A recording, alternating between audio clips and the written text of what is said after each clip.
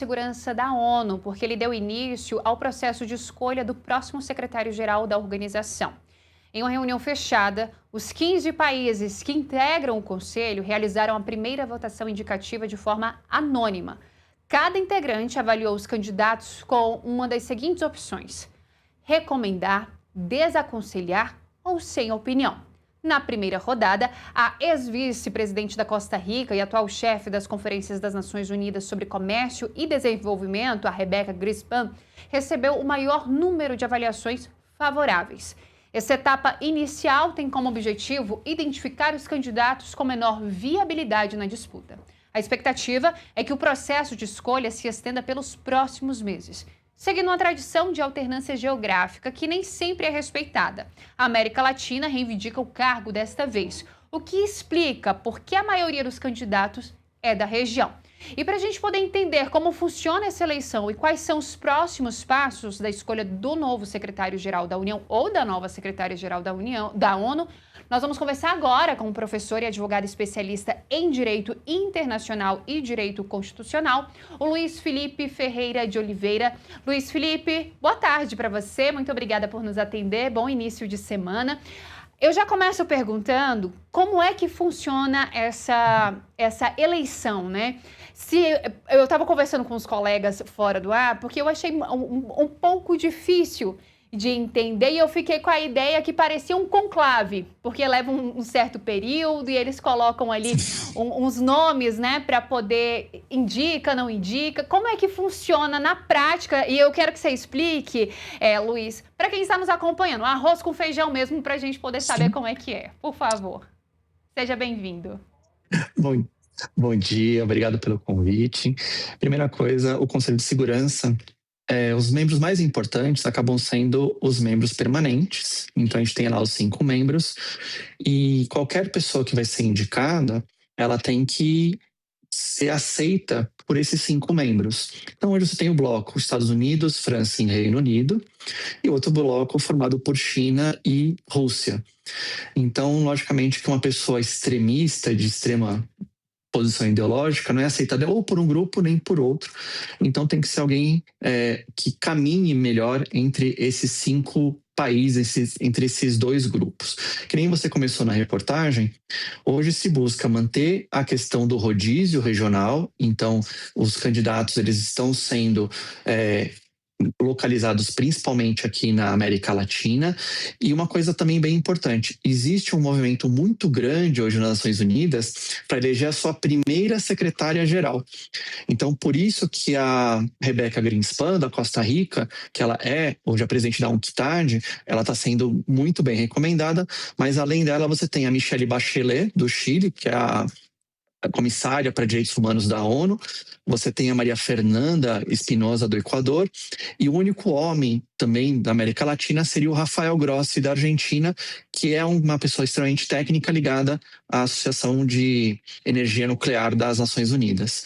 Então, feita essa seleção pelos 5 membros, os demais, logicamente, os outros 10 participam, e aí você tem essa indicação que ainda vai para a Assembleia Geral, e quando você já aprova no Conselho de Segurança, a Assembleia Geral dificilmente recusa essa pessoa indicada, porque ela já teve a aprovação do Conselho, especialmente dos países aí com poder de veto.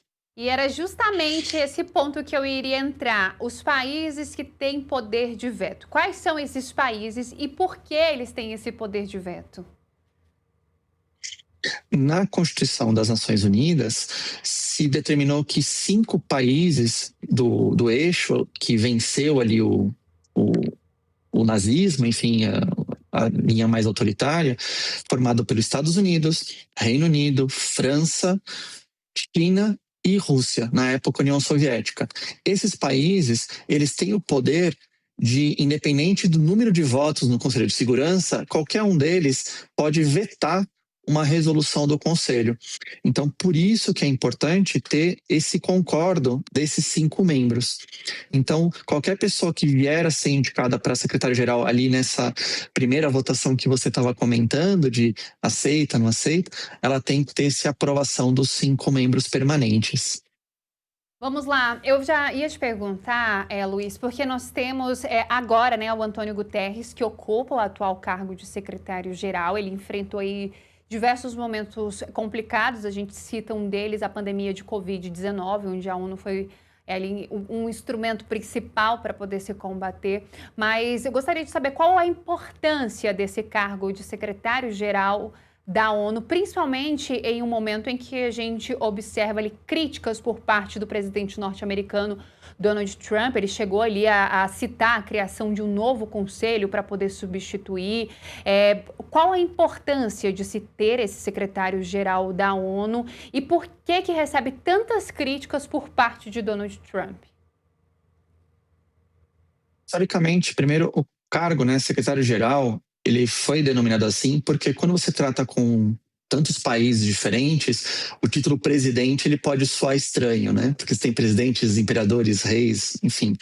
Então, por isso que se chamou de secretário-geral, mas na prática ele é o dirigente das Nações Unidas. Então, ele que faz o dia a dia. E normalmente essa função, ele coloca as prioridades políticas internacionais para a ONU tomar conta.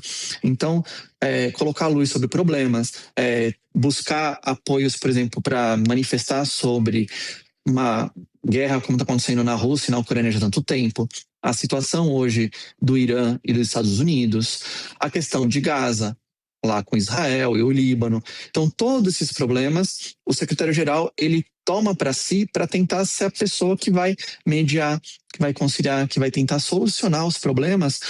E um outro ponto muito importante, o secretário-geral, ou quem sabe aí uma nova secretária-geral, eles têm o poder de direcionar os recursos obtidos que a ONU tem para poder investir em projetos nos mais diversos países aí para poder desenvolver, para poder ter maior cooperação, poder ter um progresso de países que estão em desenvolvimento ainda. Então, por isso que é uma função extremamente importante, porque ele direciona políticas e direciona onde as verbas vão ser utilizadas. Então, por isso que todos os países que vão aí fazer o apoio, eles ficam preocupados e ajudam a escolher uma pessoa que seja a mais mediadora e mais conciliadora possível aí na área internacional. Vamos lá agora, Luiz, falar sobre a Argentina, né? Tivemos aí mais um desdobramento envolvendo aí o presidente da Argentina, Javier Milei, porque ele voltou a atacar o presidente Lula ao chamá-lo de petista, de ladrão e corrupto.